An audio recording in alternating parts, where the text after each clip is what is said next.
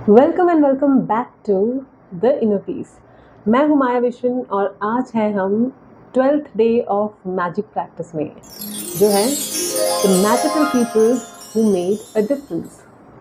I hope आप सब लोगों ने 11th डे तक की जो प्रैक्टिस है वो ओबीडियंटली डिसिप्लिन के साथ आप लोगों ने किया होगा। 12th day of magic practice तक जो है हम ग्रैटिट्यूड, हर छोटे छोटे से लेके बड़े बड़े चीज़ों के लिए हम ग्रैटिट्यूड देते आ रहे हैं। सो बेसिकली 12th डे तक आपका एक फाउंडेशन बिल्ड हुआ होगा ग्रैटिट्यूड के लिए, क्योंकि हमें कभी भी किसी भी चीज़ के लिए थैंक्स बोलने की आदत नहीं रही है। और इस प्रैक्टिस से 12 दिन तक की जो प्रैक्टिस रही है अभी तक, इनफैक्ट ये 12 दिन की भी जब प्रैक्टिस करोगे इसमें आप ग्रैटिट्यूड को अपने अंदर पूरी तरह से एक फाउंडेशन आपने बिल्ड किया है। अब तक आपके अंदर एक हैबिट बन चुकी होगी ग्रैटिट्यूड देने की, थैंक्स बोलने की, हर छोटे से छोटी चीज़ के लिए थैंक्स बोलने की, राइट? क्योंकि 13 चैप्टर से आपके डिज़ायर्स के ऊपर, हमारे विशेस के ऊपर हम काम करेंगे। एनीवेज 13 चैप्टर के बारे में हम 13th डे के दिन बात करेंगे। आज हम बात करेंगे 12th day of magic practice के बारे में। हमेशा की तरह आपको सुबह उठते ही अपने 10 ब्लेसिंग्स लिखने हैं। हर एक ब्लेसिंग्स के नीचे आपको थैंक यू यूनिवर्स मेंशन करना है, और सारे 10 ब्लेसिंग्स लिखने के बाद आपको उसे रीड आउट करना है और फील करना है ग्रैटिट्यूड। ओके, उसके बाद ओके मैं रीड नहीं कर रही बिकॉज मैंने ऑलरेडी रीड किया है। Okay, I'll just read it out. Find a quiet place alone sometime during today and make a list of 3 people who made a difference in your life. Work through the list one person at a time, and while talking out loud, tell each person the reason why you are grateful for them and exactly how they affected the course of your life. So, तो आपको क्या करना है कि आप पूरे 10 blessings, सुबह की जो 10 ब्लेसिंग्स है, काउंटर ब्लेसिंग्स वाला स्टेप आपने किया। उसके बाद आपको 3 ऐसे लोग चूज़ करने हैं जिन्होंने आपके लाइफ में कुछ डिफरेंस क्रिएट किया हो। मतलब किसी के बातों की वजह से या फिर किसी उनके वजह से, उनके प्रेजेंस की वजह से आपने कुछ, आपकी लाइफ में कुछ अच्छा हुआ हो। ऐसे आपको कोई 3 लोगों को सेलेक्ट करना है, और उसके बाद आपको वन बाय वन आपको ऐसे इमेजिन करना है कि वो, for instance first person is standing in front of you, आपके सामने खड़ा है पहला पर्सन, और आप उनसे बात कर रहे हो, आप उनको थैंक यू बोल रहे हो। मैं एक छोटा सा एग्जांपल बताती हूँ कि समझो आपकी मम्मा ने आपको कुकिंग सिखाया बचपन से, जिसकी वजह से आप बहुत ही अच्छे कुक हो आज, और आपके हाथ का बनाया हुआ खाना लोगों को बहुत अच्छा लगता है, काफ़ी कॉम्प्लीमेंट्स मिलते हैं। एंड आप जब भी कुछ खाना बना के आपके ऑफिस जाते हो तो आपको लोग कॉम्प्लीमेंट देते हैं। आपके लिए सबसे बड़ी चीज़ क्या है? आपकी मॉम ने वो चीज़ आपको सिखाई, जिसकी वजह से जितने भी आपको कॉम्प्लीमेंट्स मिल रहे हैं वो आपके मॉम की वजह से मिल रहे हैं, ठीक है? तो आपको अपने मम्मा के लिए ग्रेटफुल होना है। किसी ने आपको सजेस्ट किया हो कि सो एंड सो कोर्स कर तो फिर तुम्हारे लिए अच्छा होगा, करियर के लिए अच्छा होगा, और फिर जब आपने वो कोर्स किया तो हो सकता है कि आपका करियर एक्चुअल में अच्छा हुआ हो। तो आपको उस इंसान के लिए ग्रेटफुल होना है कि आप कभी बहुत ही बुरे फेज़ से गुज़र रहे हो, आप शायद डिप्रेशन जैसे स्टेज से गुज़र रहे हो, जहाँ से you literally need someone to pull you up from that particular stage. तो वहाँ से कोई इंसान आया होगा आपके लाइफ में जिसने आपको उस डिप्रेशन के स्टेज से बाहर लेकर आने में हेल्प किया हो, तो you will be definitely grateful for that person.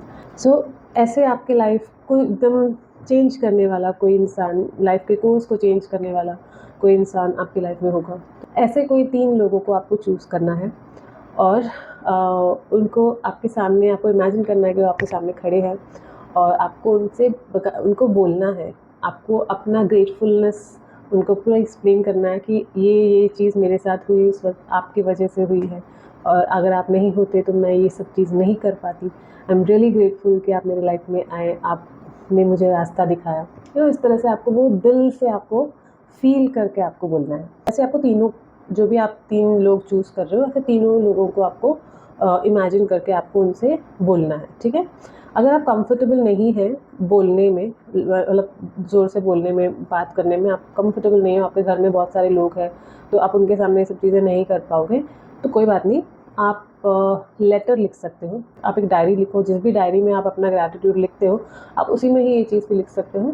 आप लिखो, हर एक पर्सन को एड्रेस करो, पहले एक पर्सन को एड्रेस करो और लिखो, आपको जो भी लिखना है आप उसमें लिखो कि आप कितना ग्रेटफुल हो उस इंसान के लिए जो उस इंसान ने आपकी लाइफ में किया और उसकी वजह से आपकी लाइफ में क्या क्या चेंजेस आए।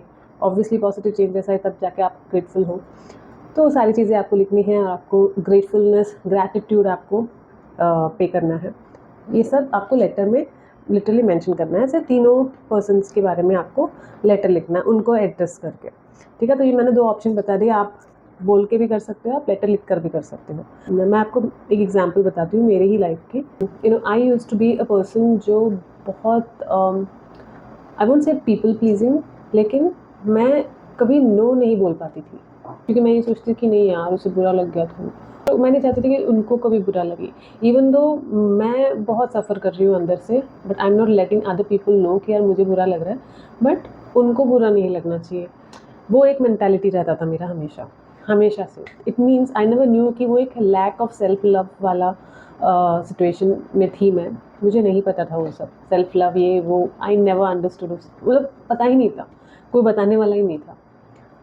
तो one fine day suddenly there's a friend of mine, we were never in contact, मतलब मैं जानती थी उसे हमेशा से लेकिन हम कभी बात नहीं करते थे, ठीक है। And this person came into my life all of a sudden from nowhere, and then we started talking to each other, and suddenly one day उसने एक स्टेटमेंट बोला जो मेरी लाइफ को कम्प्लीटली चेंज कर, जो मुझे बहुत गंदी तरह से हिट हुआ। उसने मुझसे कहा कि ऐसे ही हम कुछ बात कर रहे थे एंड उससे रिलेटेड कुछ उन्होंने एक स्टेटमेंट कहा। उन्होंने कहा कि माया, हमने अपनी आधी लाइफ दूसरों को खुश करने में बिता दी, ठीक है, और हम हर किसी को खुश नहीं कर सकते। तो जो बची हुई आधी लाइफ है या फिर जितनी भी लाइफ बची है वो हमें अपनी खुशी के लिए जीना चाहिए। So that actually hit me, क्योंकि मैंने अब कभी भी अपनी खुशी के लिए कोई भी चीज़ नहीं की। हमेशा हम जब भी कुछ करते हैं हम दूसरों के बारे में सोच के करते हैं कि नहीं यार मम्मी को बुरा लगेगा या फिर पापा को बुरा लगेगा या फिर कोई फ्रेंड्स है तो फिर फ्रेंड्स को बुरा लगेगा। तो उस हिसाब से हम अपना हमारी लाइफ के डिसीजंस होते थे। कोई भी डिसीजन हो मेरी लाइफ के हमेशा वैसे ही रहे थे, ठीक है। And that was the time when I actually understood कि यार there was no self love in me. मैं अपने आप से कभी प्यार नहीं करती थी।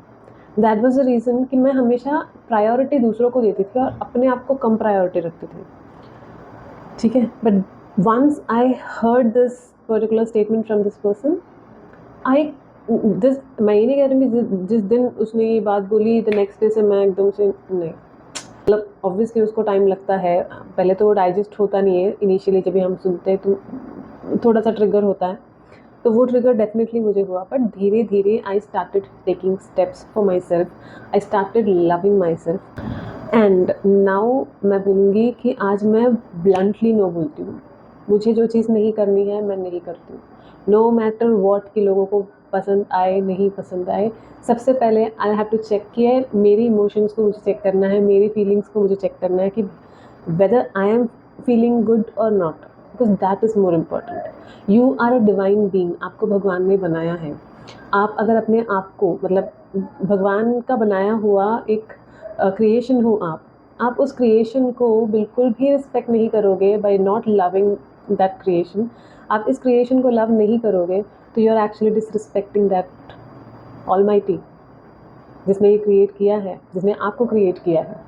सो आप अपने आप से प्यार करो, दूसरों से ज़्यादा अपने आप से। मैं ये नहीं करूँगी दूसरों से प्यार मत करो, लेकिन आप अपने आप को पहला प्रायोरिटी रखो। You have to first love your self.